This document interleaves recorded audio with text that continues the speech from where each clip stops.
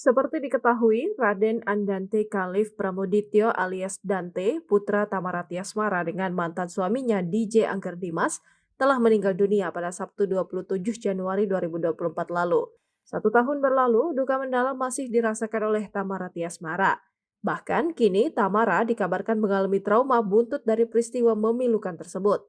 Kepada Maya Estianti, wanita yang karib disapa Ara itu, mengaku sampai takut tidur di kamar usai putranya meninggal dunia. Tamara Tiasmara lebih memilih tidur di ruang tamu setelah kepergian Dante.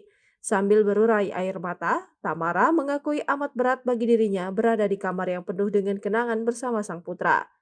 Buat ke kamar tuh berat, buat naik ke lantai 2 aja tuh udah aduh kayak cepet-cepet. Naik ambil baju cepet, sekarang aku baru 3 minggu tidur di kamar lagi itu.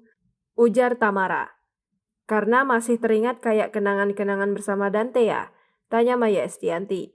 Bintang film Tujuh Hati, Tujuh Cinta, Tujuh Wanita itu mengaku sudah menempuh berbagai cara untuk menyembuhkan traumanya.